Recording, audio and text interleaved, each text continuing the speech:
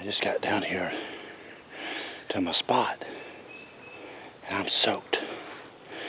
It rained this morning and I just got out here. It's about 7:30. Man, I feel like I've been in a rainstorm. Weeds and trees and weeds and brush, but it's the only way to get down here without getting busted. When I head out, I'm gonna have to take my snippers and cut me a trail out. But I'm gonna sit here and listen for a turkey. After this rain moves out, they should start gobbling. It quit raining about 45 minutes ago. It was raining from about 5 to about 6:45. So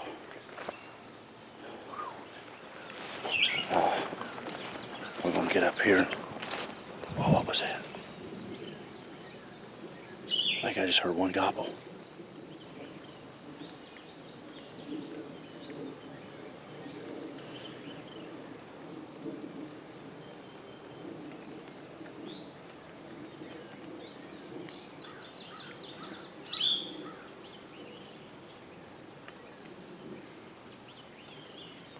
I don't know if that was a turkey. I think it was.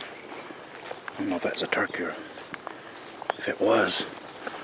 I'm gonna go on around here anyway. Because he's back. He sounds like he's back over there, and this is the best way to go back there. But we'll go down here and check my known spot first. And we'll go back here and check my known spot first. And hunt a little bit. I think that turkey's over there. There's some droppings right there. Gobbler droppings right there in the road.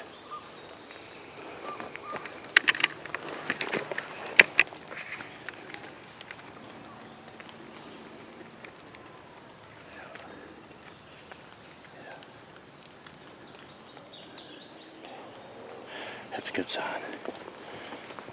There's always turkeys in here. Most of the turkeys I kill on this place is on this side. I don't really want to call until I get down here close to where I'm at, because it gets open down here.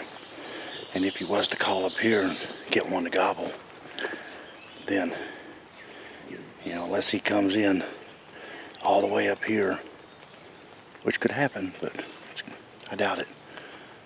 It's going to be hard to get down in there because it's open. They'll be looking for you. So we'll get up here and set up, and I'll get down here and set up a little bit and call.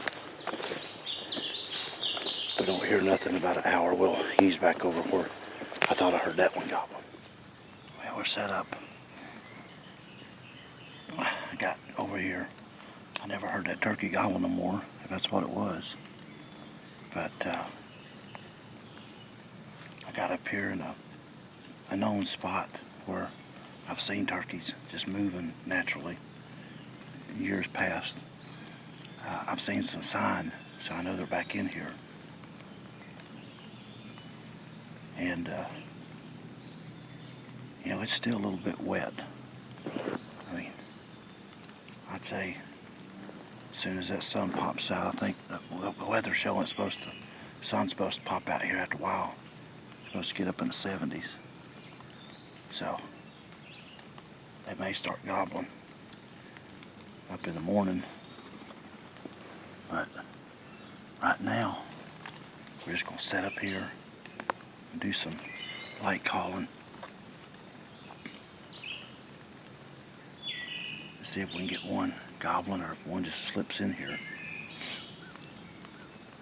But the way this year's been, they'll probably slip in here, no gobbles.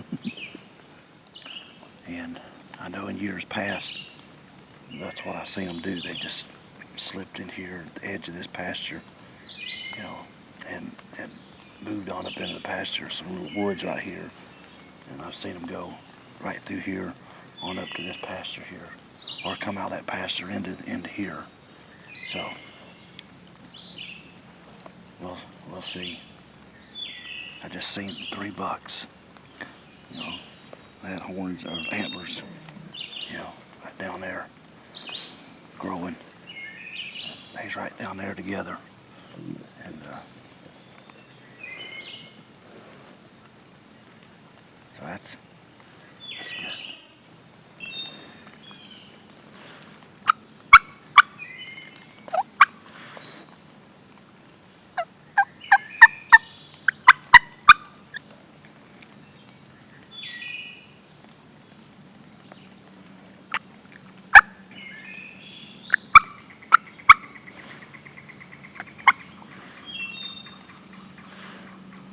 I just like to do a lot of clucking, and I just like to be that hen that's moved in the area. It's just kind of clucking like that. You know, 4 or 5 clucks pretty quick. Maybe some soft yelps, some purrs.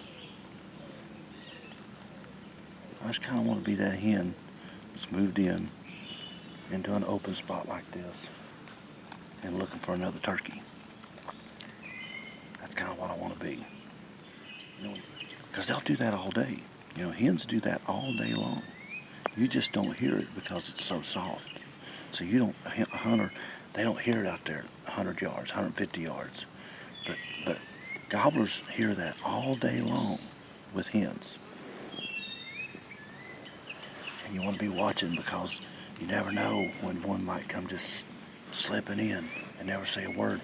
But again, when they're not gobbling like this, I like to set up where I can see, especially in the late season where the foliage is on, you know, and it's kind of thick. I like to set places where I can see a good ways so that they're not right on top of me, you know, when they come in. You know, maybe, you know, unless they come behind me, but if they come down through here, see, I'll be able to see a turkey way before he ever gets up close to me. And I can have time to situate, move around. You can't move much, but you can maybe have time to get situated a little bit better than, say, if you set up in a bunch of thick stuff where they're right on top of you and you can't move, you know, because they're too close. And when you're setting up an open place like this, it's always good to have a rangefinder, you know, so you can sit here. Now, I sat here about 10 minutes ago, and I was just marking, you know, some trees and some spots, so I'll know my effective range. Because you can misjudge yardage, you know, you know, especially when you're hunting open woods. You know, you get in the heat of the moment, you can rush it. So I know by having this rangefinder, you know, this Tidewe rangefinder, I know that black tree down there, that blackest tree is 49 yards. So anywhere this side of that black tree is a good effective killing range. So you just want to mark your spots, and it gives you a little bit of confidence. So you need you a good rangefinder all turkey season, but especially late season. Sorry, y'all. I couldn't do nothing. Look at this. He comes 10. He ain't but about 10 steps from me. Right there. Look at that.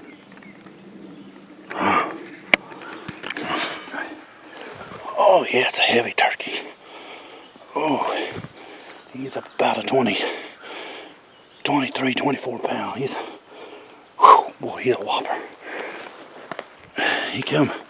He stayed right in that little, see where that little dirt, that road is, and he stayed right in that road for the longest time, and I could not, well, I was trying to get the camera set up, and then he gobbled, and he come right here one time, and I could just catch a glimpse of him, and I was trying to turn my Tacticam on, and he's just too close, and so I eased my hand back, and I didn't know if it was on or not. I don't think it was.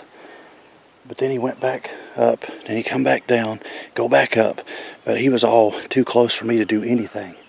And I was trying to put that camera, I got it on a little bitty tripod. I was trying to ease it around, and I was just too afraid. I'm sorry. But when they're that close, you just can't do nothing. And I hadn't been sitting there. Well, I'd been up here earlier. And it goes to show you, you gotta, you know, you gotta come circle back. If you don't hear nothing, circle back.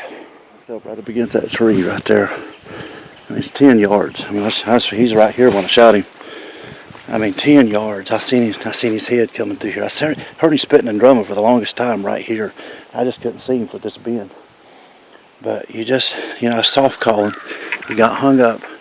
And I know you didn't get to hear it, but I think what broke him was I started feed calling. I scratched the leaves a little bit, and I was going, well, well, well, well, well. You know, that feed call we talk about. And I was just acting like I was a hen down here. And I was going, well, well, well, well, well. Scratching the leaves, and that broke him.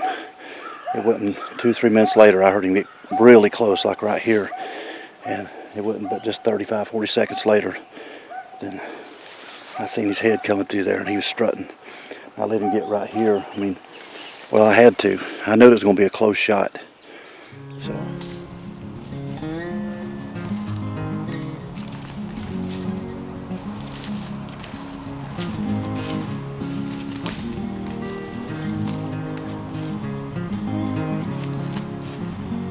Boy. All right.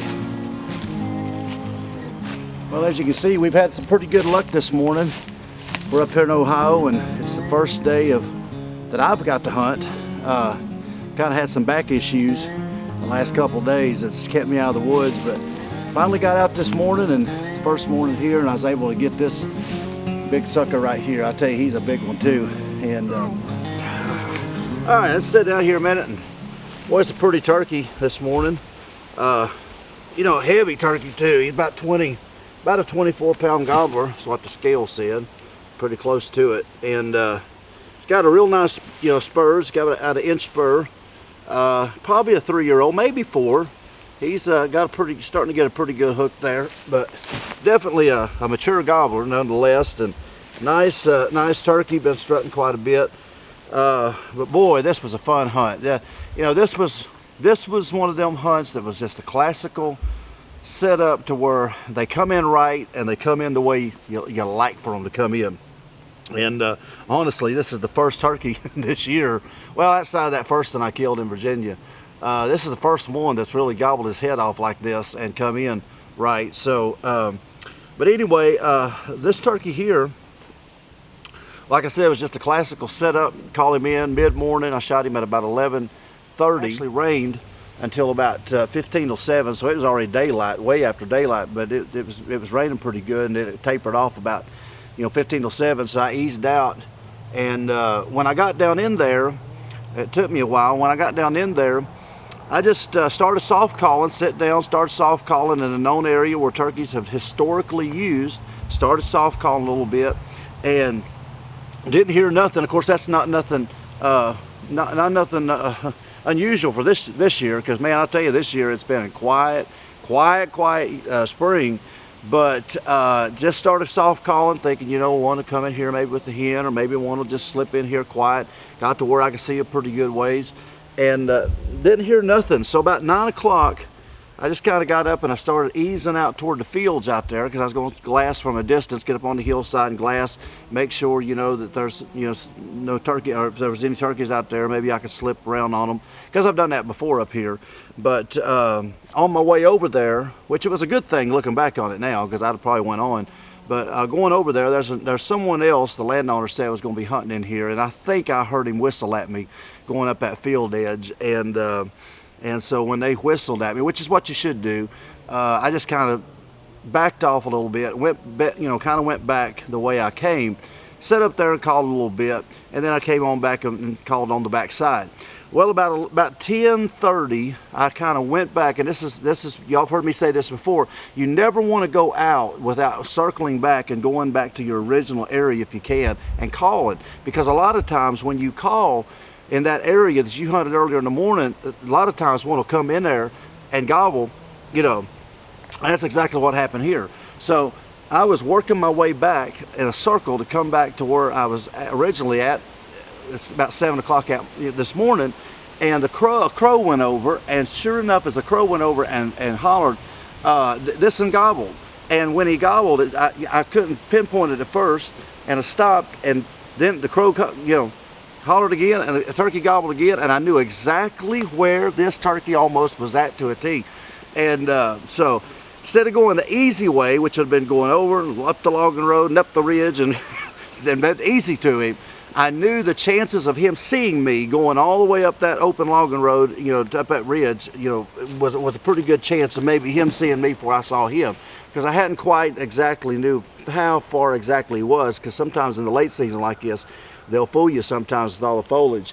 So instead I went the long ways, went around the bottom field and got soaking wet going through there, because it was just soaking wet. You know, it was waist high grass. Went down through the bottom, come up the side, and when I got to the side hill, I just waited. And sure enough, them crows started hollering again, and he gobbled. And boy, I knew I was in the ball game, because he wasn't but about 85 to maybe less than 100 yards from me, just right up on the ridge top. So I get down on the point, and I'm just sitting there, get to calling, and I get my mouth call out. I start soft calling a little bit, and he gobbles back at me. Now this is 11:30. He gobbles at me, and man, I'll tell you what, when he gobbled at me, I was like, ooh, now we're in business. All right, okay. And then it was probably 5 minutes went by. I called again, and I'm telling you, this thing had already closed the distance, you know, probably 20, 30 yards. He was down coming toward me, and I'm going, oh my Lord, this is even better. So I get up, get in position, get ready, and where I had to set up at there was, yeah, man, I know there's going to be a close shot if he come down that logging road, because, you know, it wasn't but about 15 yards out there to where I could see the logging road, because I had to set right off of it. And sure enough, that's what he did. But the turkey hung up. I couldn't see the turkey because of the cedar trees and the little bend around the road. I couldn't see the turkey for the longest time, but I could hear him out there spitting and drumming. I could hear him out there at, you know, 40, 50 yards. I knew he was in gun range. I just couldn't see him for the longest time. So he hung up there, and then he started walking up back toward the ridge, and then he come back down. Then he walked back up toward the ridge, and then he come back down closer. So I knew what the turkey was doing. He was going back and forth, wanting that hit that he, you know, he wanted me to come up that road to him. I could hear him up there. Well, you can't do nothing. Yeah, he's too close. You can't do anything. You can't move. You know, that's all you can do. Well, I was trying to scratch the leaves a little bit, you know, soft calling a little bit. He gobbled back at me, but that was it. He just wouldn't do nothing. So, you know, it goes back to what I said. You got to pull out bags of tricks when they're hung up like that. And so I went quiet on him for a little bit. You know, I went quiet on him, and thinking that his curiosity would get the best of him. I could hear him up there spitting and drumming, and he would gobble all by himself. So I knew the turkey was interested, and I felt really good. I just couldn't see him. So every time he would go back up toward the top, I would call a little bit. He'd come back down, but I wouldn't say nothing. Then when he'd go back to the top, I'd call a little bit. Why? Because he's going away from me. Now he's coming back toward me, and I shut up. Well, now he's kind of hanging within that, you know, right there, just around the bend of that tree. He's probably within 40 yards. He got so close one time, and he gobbled. I could hear his chest just rattle. You know, I could just hear his chest rattle. But he never would come out that logging road to where I could see him. So here's what I did. You know, I had my mouth called in. I started that little whine we talk about. You know, I started that little whine. And boy, that tore him up. He gobbled back at me, and I'm sitting there, and I'm going, come on, you know. So the whine worked, because that was the time he come really close to the bend of that road, but then he wouldn't come any further. He didn't want to come across around that bend, and he'd start going. But every time he started going back away from me, I'd whine to him. And man, I'll tell you, he'd come back. So now you got a turkey that's hung up out there. Y'all been in that situation. You're watching this, and you've been in that situation where he's right out there, just almost in gun range, or right off. He's probably in gun range. You just can't see him, but he needs to crest that hill. He needs to come around that bend. He needs to come just around that corner of that field, you know, so you can see him and to kill him. Well, here's what I did. You know, like I said, you just got to use a bag of tricks. I whined to him, I purred to him, I clucked to him. He's gobbling, he's responding, but he's not coming around that bend. So I'm scratching the leaves, you know, doing all this. He's gobbling. So you remember when I talk about the wheel, you know, the feeding call, what hens do. That's what broke this turkey. I'll link the video at the end of this video so you can see it. But right here is what broke that turkey. He got up there, and when he gobbled around that bend, and I could hear his chest rattle, I started the wheel stuff. and I'm scratching the leaves. What am I doing? That's a feed call. And you're scratching the leaves. That turkey knows that there is a hen down there, and she's doing that naturally that little wheel feeding, and she's feeding down there. So if she's feeding, she's not really quite 100% interested in coming up there where you're at. You're going to come down here to me because I'm busy doing my thing. But that's what broke the turkey. When I started doing the wheels and the scratching, man, he gobbled, and I'm telling you, he gobbled right on the other side of that little cedar tree, and I knew he was in that road. And I'm sitting there, and my fear was he was going to come over here in that brush and check me out, or he was going to go across the road and come over here in this brush, and I was going to have a hard time either way getting a shot. Thankfully, he stayed in the road, and I knew when he gobbled that last time, I was like, oh my Lord, this is going to be like a 15-yard shot. And that's exactly, it was 10 yards. I seen his old white head. When he spit into, I seen his white head. And he come right through I could just see him through the branches of that little cedar tree. And man, I'll tell you what, when he stepped out in that front of that cedar tree, I mean, it was, I think I stepped it off. It was like 10 yards. And I'm shooting these Apex, you know, number 8.5s, you know. And so you can imagine what it folded him really quick. So as soon as he come around that, because I wanted to shoot him quick, because I was kind of stuck out there and inside that road and all that. But as soon as full strut, when he come around that, and and I don't like shooting them in full strut. I really don't, but I wasn't going to take no chances of him seeing something and getting out of there. So as soon as he come around that, and I knew the shot would be close, I knew I felt comfortable. And I felt, good about it. And as soon as he come around that little branch, son, I mean, I just let him, I just let it rock. But anyway, he's a nice turkey. But it goes to show you, you got to have more than just a cluck and a purr sometimes, or a little yelp. You gotta expand your range of calls, because you never know what it's going to take for that turkey to break. This turkey he did not want to come around that bend, but when I started the feed call and I started the scratching and I started the little wheels, that's what broke him. Some turkeys, a purr will break them. Sometimes just a little cluck will break them. But, every turkey's got a different personality. They got a different thing they like. When he would walk away, I'd whine and he'd come back. But when I started the little feed calls, that's what broke him. So again, you just got to have a whole range of calls in your arsenal and to sometimes be successful. But that's what killed this turkey here, and I'm glad that it worked the way it did. And thank you, Mr. Hunter, whoever you was, because I'd have went right on the other side of the property checking the fields out. But sometimes it works like that. But we're up here in the late season. Y'all know every time I come up here in the late season, I have great success.